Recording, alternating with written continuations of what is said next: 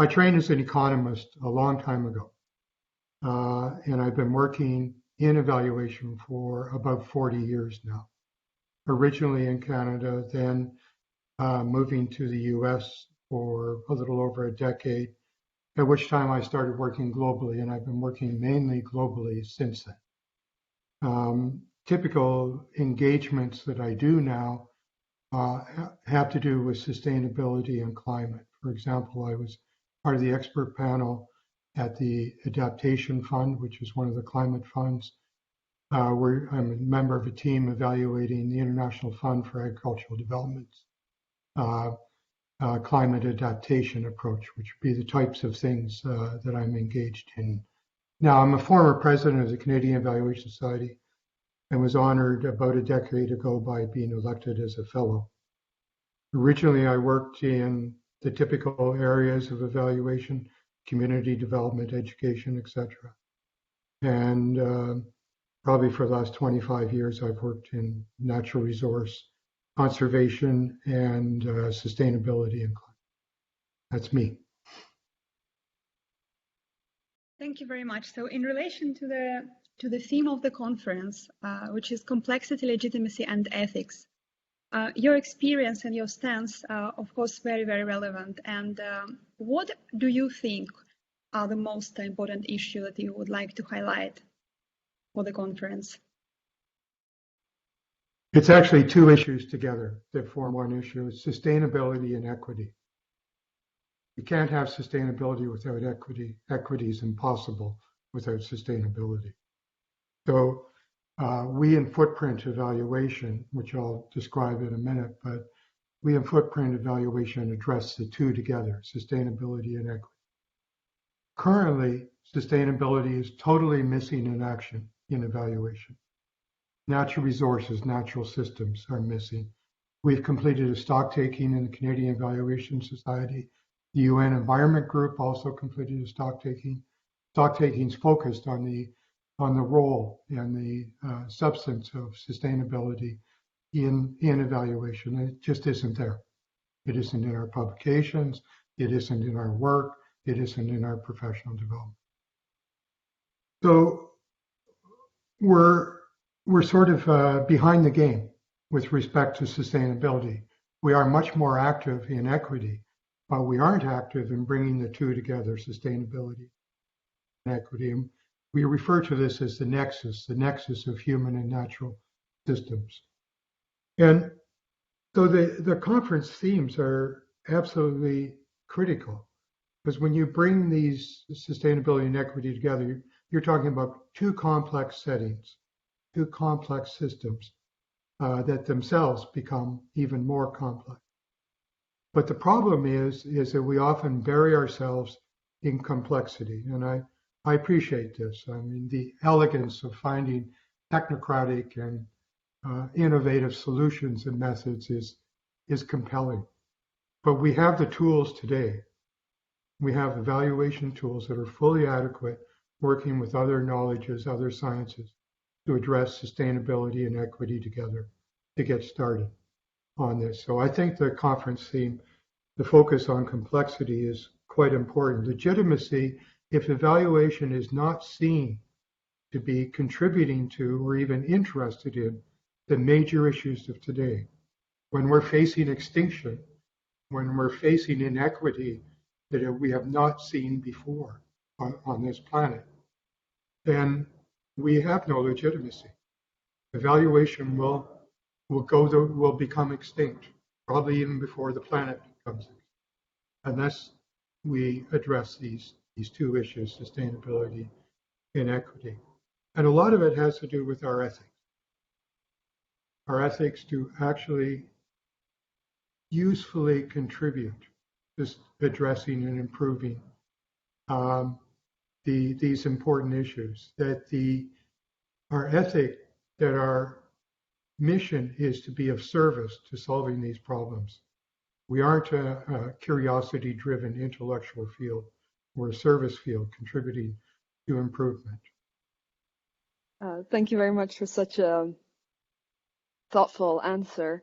Could you tell us a little bit about your expectations for the 2021 EES online conference? Yes, they're very high. Um, it's interesting, the virtual conferences. The recent Canadian Evaluation Society conference was wonderful.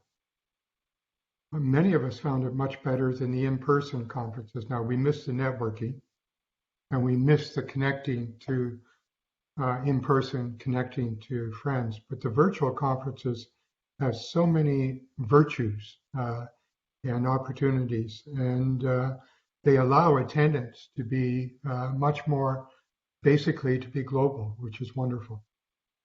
Now, the theme of the conference really speaks to urgency. How do we contribute to improving how we address these major planetary problems that we have? And the ethics part of it takes us to what are the two fundamental problems for evaluation and for Western views of the world. One is the worldview, and the other one is our mindset. The worldview is a worldview that I've described and others describe as a worldview of dominion, which was the colonial worldview well before colonialism, but the colonial worldview of ownership of other peoples and everything else. And that is incredibly destructive. It has been destructive on us socially around the world. It has attempted to destroy populations such as indigenous peoples. And it is a worldview that says we don't have to care about the natural system, we can regard them as resources for human use, as opposed to a system on which we depend and on which we rely, and which we have to have as a healthy system so that we can continue to survive. So the ethics sort of theme or strand raises the question of worldview. It also raises the question of mindset. And our mindset is a trade-off mindset. We can have either or. We can have equity or we can have environment. We can have economic growth or we can have equity. These things are traded off against each other, which is absolutely not true.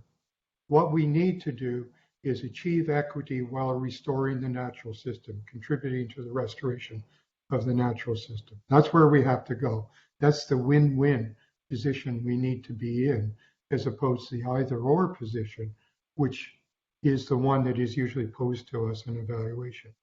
And one of the important ways it's posed to us in evaluation is accountability frameworks, results-based accountability. Because what's happened is organizations and programs are way detached from the public interest goals of sustainability and equity, and they're partitioned into increasingly small, isolated, and unconnected things that if you add them all up together, the sum total of the message is we need a lot more money and we don't visibly contribute to the major issues of the day. So we need this equity issue, this equity concern to be right at the forefront. And the way we consider it within footprint evaluation is it has to do with worldview and it has to do with this either or, with our mindset. So I'm really drawn to the theme. I'm obviously drawn to the complexity issue and legitimacy issue, but I think the ethical issue is really the one on which we will pivot. We'll either become useful, or become legitimate, or not. Related to this, could you give us a small sneak peek of what your training session or what your conference session will discuss?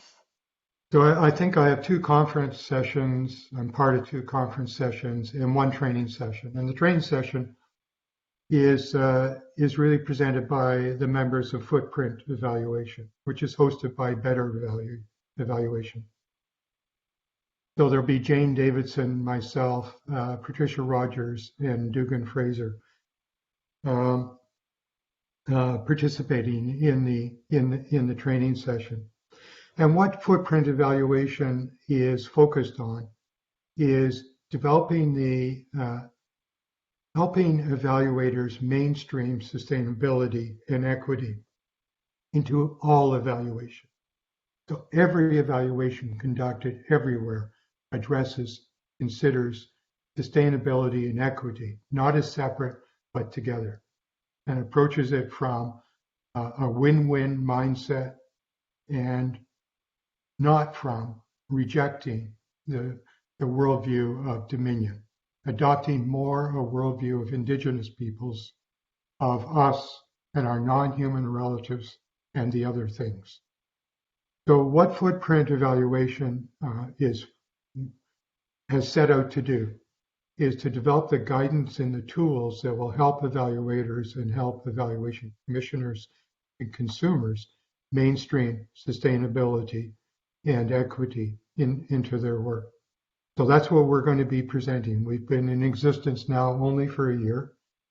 We have tools, we have guidance, and most importantly, I think in this session, we have ways of starting to shift the mindset and the worldview, the one that is actually going to be useful for evaluators to achieve legitimacy, to deal with complexity in an ethical way, and basically to contribute to avoiding extinction. And finally, if you could give one piece of advice to young and emerging evaluators, what would this piece of advice be? We really need you to be critical.